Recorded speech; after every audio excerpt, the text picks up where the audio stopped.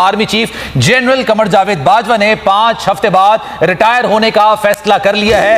आप इस लड़ाई को छोड़कर चले गए, अधूरी छोड़ दी आपने लड़ाई। मैं उस लड़ाई में उतरा अपनी मर्जी से, लड़ाई छोड़ के जाऊंगा अपनी मर्जी से। किसी का बाप लड़ाई से नहीं निकाल सकता। मुझे आपने लड़ने के लिए कहा, मैं अपनी मर्जी से लड़ने के लिए आया। मैंने पहले अपने आप को कायल किया कि मैं लड़ूंगा इस लड़ाई को। आप इस लड़ाई को छोड़कर चले गए, अधूरी छोड़ दी आपने लड़ाई। नहीं हो सकता, नहीं मानेंगे, दिल नहीं मानता।